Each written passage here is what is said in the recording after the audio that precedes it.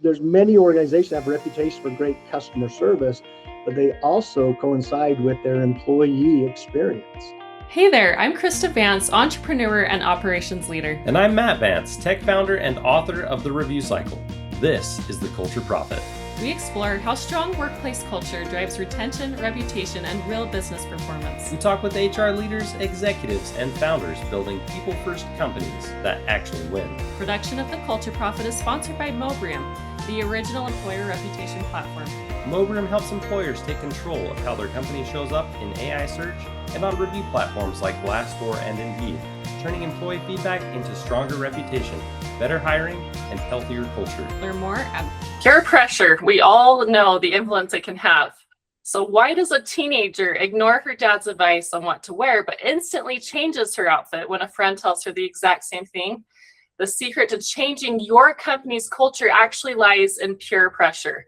Today, culture expert Larry Chatterton explains why top-down leadership directives fail and how peer-to-peer training shifts organizations. So welcome, Larry. We're so excited for the conversation today. Hello, I'm excited to be here. Thank you for having me. Yeah, of course. And Matt's going to head on with what Larry has done up to this point. Here's a little bit about Larry. Based in Salt Lake City, Larry Chatterton is a global speaker, coach, and veteran trainer who has spent nearly 30 years cultivating thriving organizational cultures with insights from Dale Carnegie and the Disney Institute.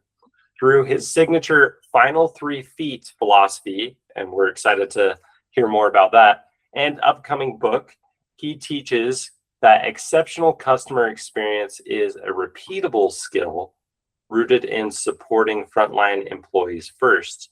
Ultimately, Larry transforms big brand experience into actionable training, focusing on mastering face-to-face, human-to-human connection. So there's a lot to unpack there. We're excited to get into it. So yeah, I'm going to let you kind of introduce yourself because I might get the order wrong, but I know you started out as a massage therapist, and Matt is doing. Oh wow, I didn't know that. He's doing Lodija this fall.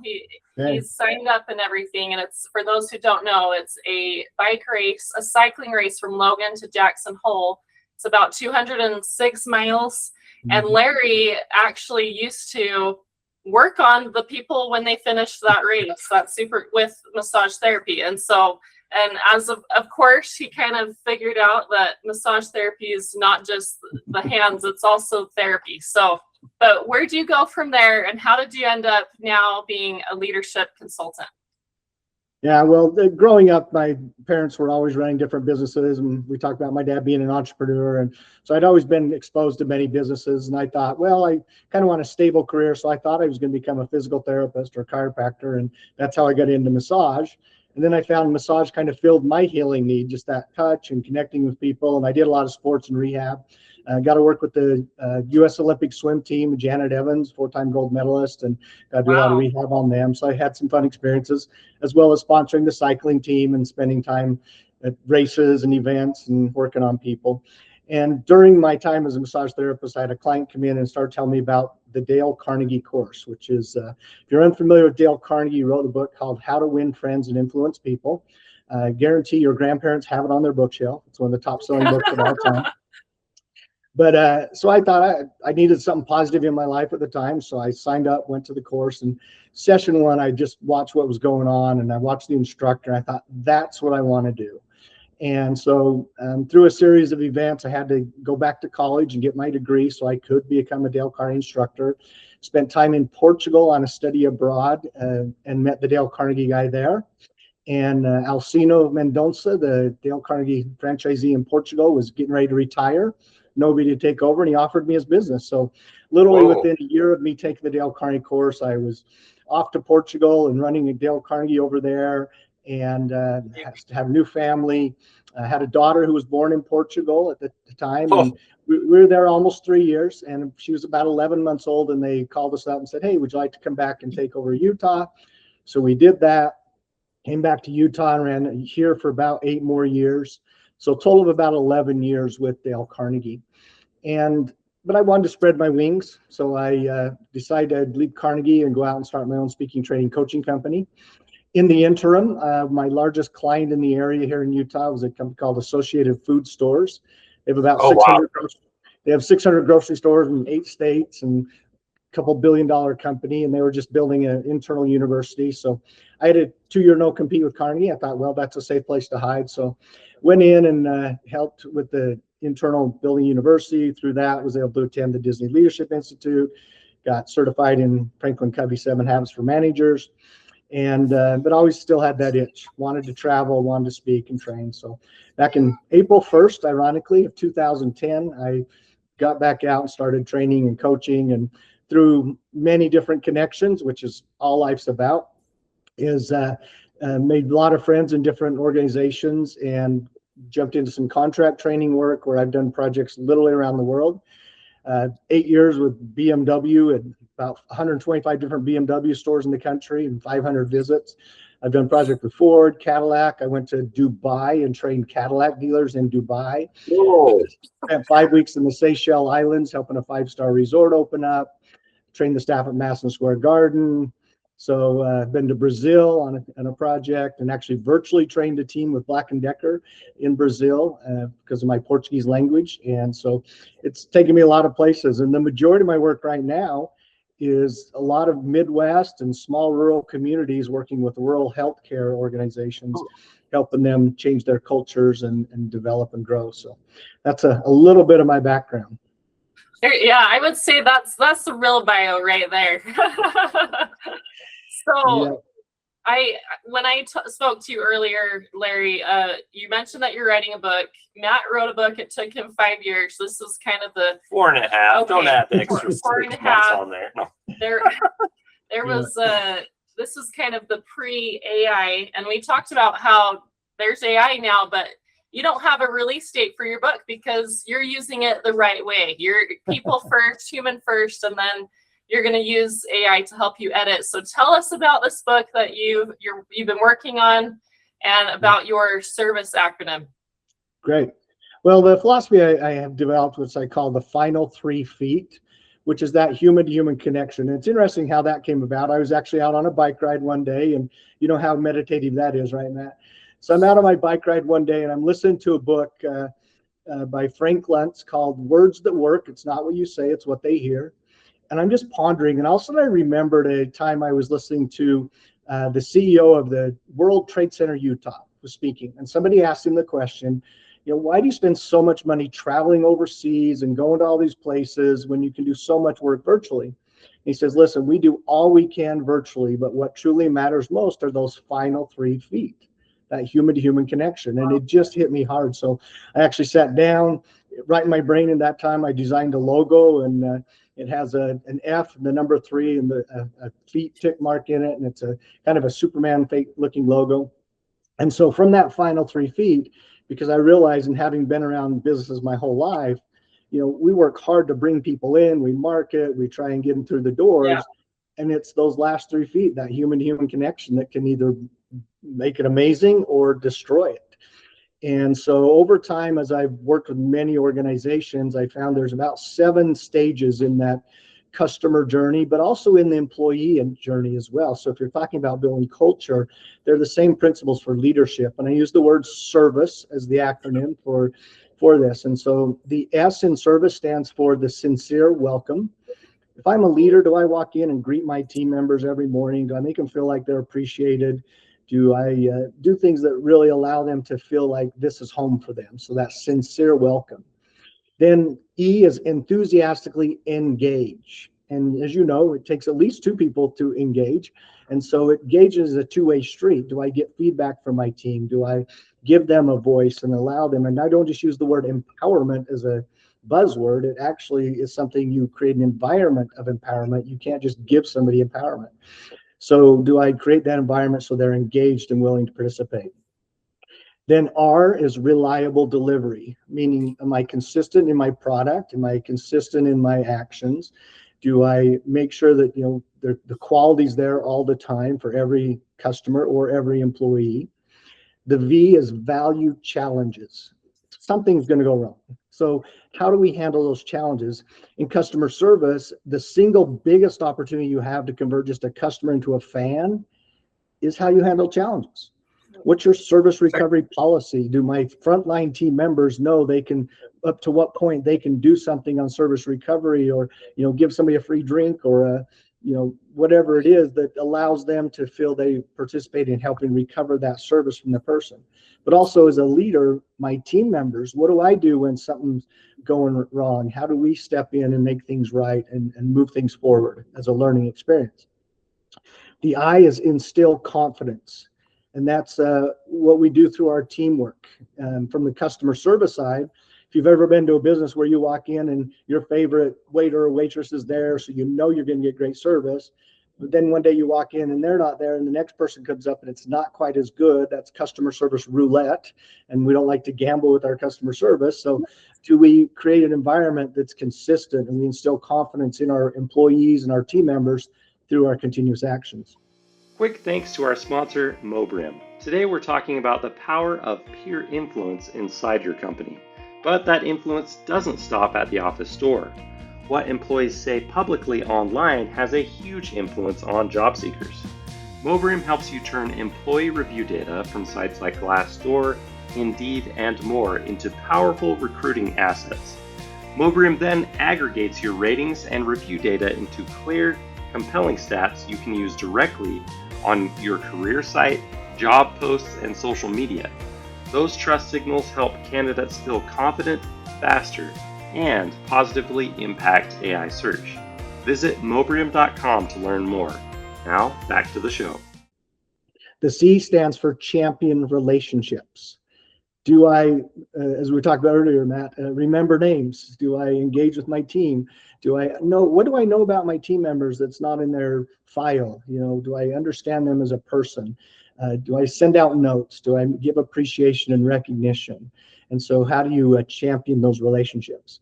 And the last E is the endearing departure, meaning when somebody's done for the day, do they feel like I appreciated their work? As a leader, do I make a genuine concerted effort to make them feel like they've done something today that's moved us all forward?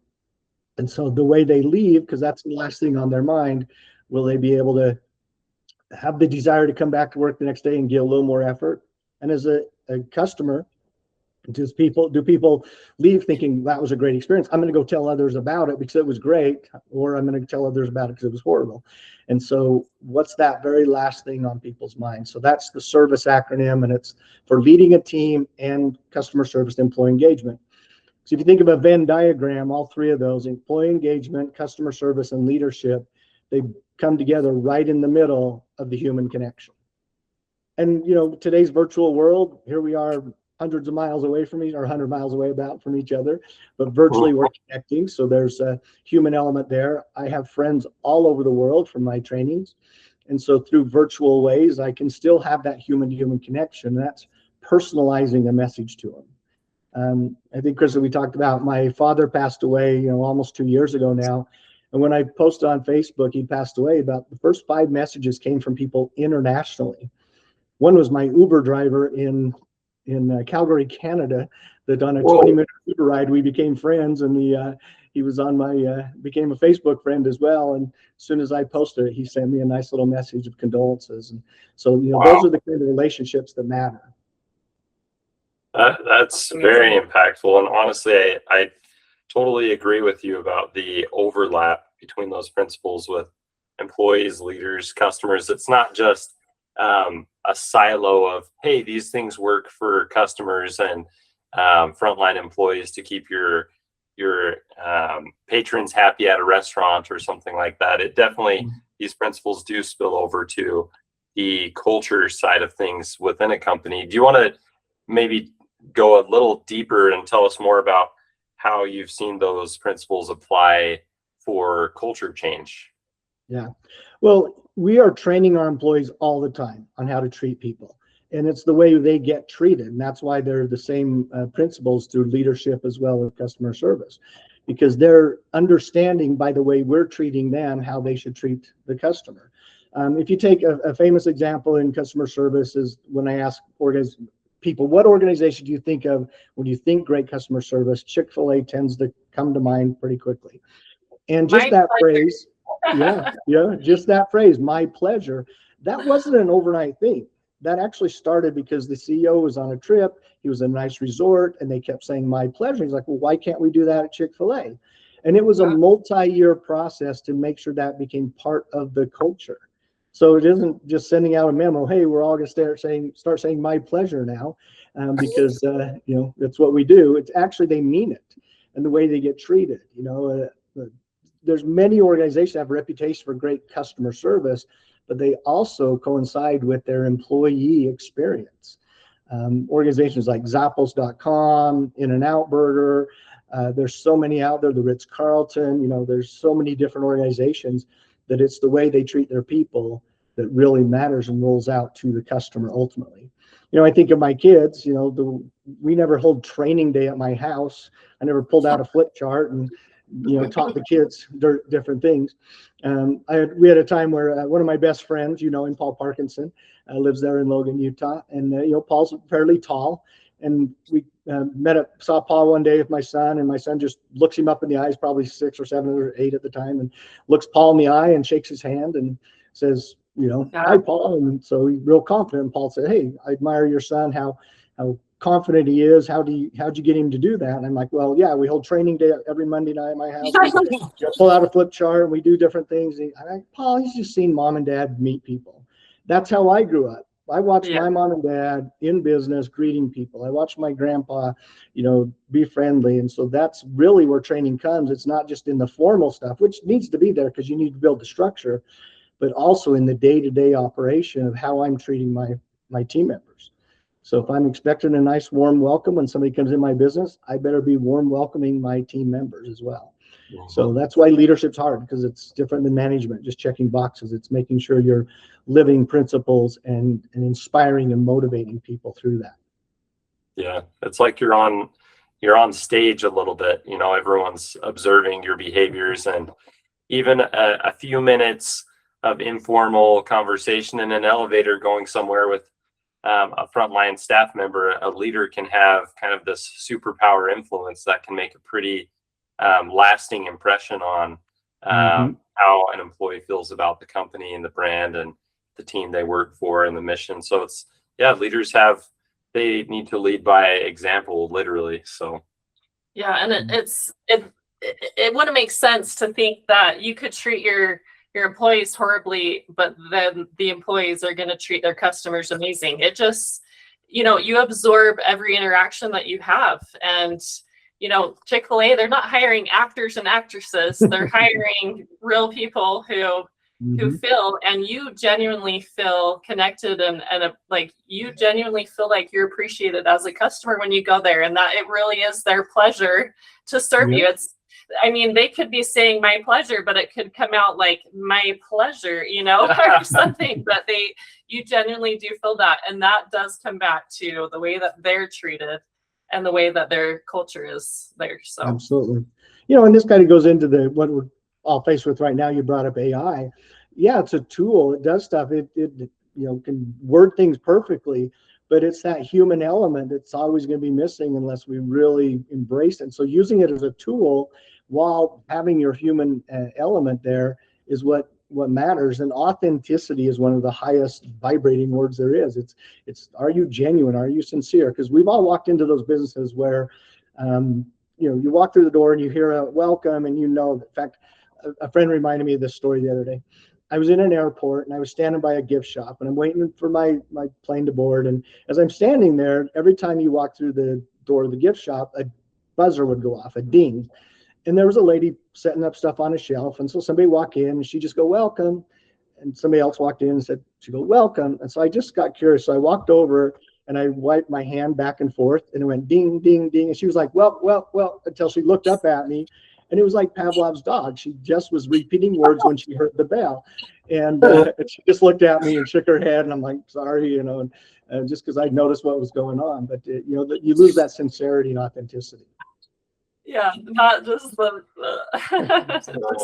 repeating after the beep. That's really interesting. So you mentioned my daughter and that, because I think also one of the keys to building a culture is who gets involved in building that culture. Number one, it has to be clearly defined what you want the culture to be, and it can't necessarily be top down, right? The front line needs to be involved with what is our culture, because they're the ones that's driving the culture. We always like to say that what is your company culture? Well, it's the meeting after the meeting. It's what happens when the boss is not around. And so building that culture has to come from the ground up. And when we're taught peer-to-peer, we learn better. There's statistics to show that people learn better when they learn from their peers. And I use the example of my daughter. She walked out of her room one day, and she comes out of her room, and as a teenager, I look at her and go, "You're not going to wear that out of this house." And she kind of walks right past me out the door, and her friend's coming up the sidewalk and just says, "Are you going to wear that?" And she goes, "No, I'll go change." And so who delivered the message, right? It's the same message, but when it comes peer-to-peer. So one of my projects I'm on right now, one of the cool things is we help the frontline identify what is the culture you want. And then we pick out some of the best. Who's your best and brightest? The ones that are naturally in positive attitudes and smile and greet people and work hard, all those things. And so selecting from that group, and then we train them to deliver a workshop to the entire organization. So they're learning presentation skills, leadership skills, communication skills as well. So they're getting some additional future training, but then they're turning around and teaching a couple-hour workshop to their peers. And now it holds them accountable to higher level, because they're just taught them, you need to smile and greet people. Well, they better be smiling, greet people coming down the hallway. So it really has an impact when you get that front line involved. And organizations that open the doors for that type of feedback tend to thrive. I love Zappos as an example. If you remember Tony Shea that helped start Zappos years ago. Unfortunately, Tony passed away in a fire a few years ago. And this is probably top of mind because my Facebook memory yesterday was a picture of me and Tony down in Las Vegas. But the organization Zappos, and Tony wrote a great book called Delivering Happiness, because that's what their goal is, deliver happiness. So they deliver happiness. If you're ever in Vegas and need something to do out of the heat, go take a tour of the Zappos organization, because it's fascinating. Each department has its own kind of personality. I've never seen more alcohol in an HR department than Zappos. There's a faux fireplace in the corner. It's got all these liquor bottles on top. There's a mullet wig hanging from the ceiling and a sign that says HR at Zappos is like this mullet. We're business up front, but we're party in the back. So it's pretty funny. But that's hilarious. Yeah. So, when you think about the frontline taking that ownership, I'll give you a quick story of a really great friend, Todd, and he loves shoes. So he was ordering some shoes from Zappos. If you're unfamiliar with them, they basically a shoe store online. And so he's ordering some shoes, and he had to do a return. So he calls up and he's speaking to a customer service representative. This is a giant call center, right? So he's talking to this young representative girl, and they're working through stuff. And she just simply says, "So what are you doing this weekend?" And he's like, "Oh, it's a big football weekend." She says, "Well, who are your teams?" He says, "The Titans and the Bulls." He's from Tennessee. So he's a Tennessee Titans and a Tennessee Bulls fan. So so that's all he says. They go about their business, take care of his return, everything. Well, Monday morning, he gets up, opens up his email, and there's an email from this call center customer service representative. And all it said was, "Sorry about the losses." And I'm like, wow. Well, of course, you're a Tennessee fan, they're going to lose. But he thought, think about that. There's 1,000 people working in this call center, and this young girl took time to deliver happiness. Now, it was a condolences, so it was the opposite end of that. But for her to reach out on her own, nobody was checking a box. And that's ownership. And that's why the organization has this reputation to build a culture. That is one of those little magic moments of, spreading happiness, even personal though, touch. And to have a frontline worker feel the autonomy to do that and the motivation to do that. It speaks to the institutionalization that culture has had in Zappos, and that people are bought into it, which is pretty neat. I did want to mention one thing, how I was really intrigued about you talking about like the frontline workers being the delivery trainers of training material. And we've seen that same principle in our business with Mobrim and employee reviews, how, the recruiter, the executive team, they can say the company's awesome all day long, but people don't believe that as much as if another employee or former employee is telling them about their experience, right? That peer-to-peer influence is like influence arbitrage. There's so much more impact that comes depending on who's the person sending that message. And that's why we've seen it's so powerful for companies when they let their employees be the voice of recruiting and employer branding in those reviews and in testimonials and videos and things like that. There's way more influence that happens to attract the right people to join a company for the right reason than if it's, a CEO saying that. You should still have that as part of the equation, but that influence comes from the peer-to-peer connection. Absolutely. Yeah, it's so critical. And then once you create that culture where the peers want to be around each other and they're driving it and they're holding each other accountable. Every organization's made up of a group of superstars, those that are, going forward, moving ahead. Then you have a group that might be called one organization I work with, we call them the winners, because they're heavily influenced by the superstars. They want to get ahead. They're doing good work and they're just not quite there to superstar level yet. And then in the middle group, there's probably 50% of an organization, they're on the fence. They're kind of watching to see where everybody's at. And do the people that are doing more and working harder, do they get recognized? They get appreciation? Do the ones that are at the very bottom, which you might call a slug, somebody who's completely working against you as an organization, do they get reprimanded? Do they get let go because they're not a good fit? Because if there's no consequences, that big middle group's just going to kind of, okay, why should I put in the effort if there's no recognition, appreciation, and no consequences? So when you see the organization doing that, and then you identify those superstars from the front line and put them in a position where they're coaching their peers and they're setting the example. And great organizations, that's what they do. If you think of the Ritz-Carlton, their motto is, ladies and gentlemen serving ladies and gentlemen. And it's the way they get treated internally. And I won't go into that story, but I have a fairly funny story from the Ritz-Carlton in Denver, Colorado one time. But a hotel maintenance man was fixing a light fixture, got off the ladder, came down. I was setting up a room for the next day's training. And he walked over and asked me, can I do anything for you? I'm like, oh, I see some tea service on the back wall, but there's no hot water. I got to speak a lot tomorrow. My throat's a little sore. And he goes, okay. And he walks out of the room. 5 minutes later, he comes in with a silver platter, all new tea service, sets it on a table, lays everything out. And he says, Mr. Chatterton, you mentioned you have kind of a sore throat. I found if you steep these two teas together, put a little lemon and honey in there, it'll coat your throat and you'll be good to go tomorrow. And I'm thinking, wow, how does hotel maintenance become 5-star food and beverage? It's the culture, right? It's a culture. Ladies and gentlemen serving ladies and gentlemen. The way you address me, you talk to me, there's just mutual respect all around. So there's no position that's more important than another. You're all engaging with the customer. Wow, that is pretty cool. I could listen to your stories all day, Larry. Like, seriously, you really have been all over the world and had some incredible experiences. I was curious because to me, this all makes so much sense, the peer-to-peer interactions and influence. But I do feel like maybe this is something that not everybody buys into. That I don't know if you face this when you've interacted with organizations that they're like, well, why are we training our frontline workers to be presenters? They're not presenters. Or, I don't know if you get any resistance about that, but I'd be curious to know, you've obviously done this many times of convincing those C-level or the ones who are making the big decisions for the company to do this, to implement this training and invest in their people. And how do you go about that?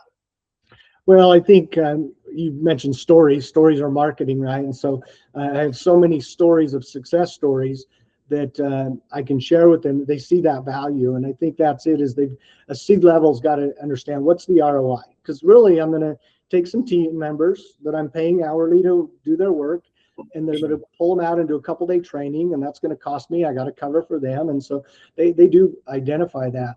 But when they see the value of it and how it really makes, in the long run, their job a lot easier. But it doesn't hand off ownership to that front line. It just shares ownership, because management and leadership has to be involved and supported. And when they're not, that's real challenging, because that's where a lot of organizations fail in training. They think, okay, we throw training at them, things are going to work out there. but we're going to do something different. Or if you abandon the training, it becomes flavor of the month. And then the team members learn, oh, don't put your time and energy into this. It's going to go away eventually. So that's why a lot of times when I work with an organization, we let them know it'll probably take 3 years to fully shift your culture into what you want and really hardwire it in. Because it's like any garden you'd grow, right? You got to continually weed it and put the right stuff in and the right nutrients and pull out some stuff that's not working. And so you've got to work at it, and it's not just an overnight thing to do. So bottom line, someone can just send this podcast to the CEO and they'll be convinced. Let's hope. If they are, come on, reach out to me. love to visit with you. And that's the thing. I've seen it work in all different size organizations as well. A lot of the work I mentioned I do right now is in rural healthcare and these small critical access hospitals. It's very interesting, but it works there. I've seen it work in automobile dealerships across the country and manufacturing that I've worked with, airlines I've done projects with. So you see the key pieces really coming together, and that's where I've developed all my content from, is all those many years of experience and observation and how it's going to identify the principles, and then how do you get it so it becomes ingrained into the culture. Yeah, thank you so much. Everything you shared today honestly was amazing and very insightful to me personally, and for everyone listening. Please share this podcast to, especially to those in your organization. If you see this need in your organization to change that influence, not from the top down, but from peer to peer, share this podcast, because I think this is the way to go. This is the way to change culture and institutionalize culture. And so again, thanks, Larry, for your time today. And everyone, thank you. We will link to his website, his LinkedIn, that book he mentioned that changed his life and headed towards Dale Carnegie, and any other resources he has to share. We'll put them all in the highlight article, and stay tuned for our next episode. Thanks, everybody. Thanks, Larry. Appreciate it. Bye. Thanks for listening to The Culture Prophet. If this episode gave you a useful idea, share it with a leader building a better workplace. Production of The Culture Prophet is sponsored by Mobrium, helping employers to employ feedback into stronger culture and reputation. Learn more at mobrim.com. Until next time, Go find one way to prioritize your people and watch your profits grow.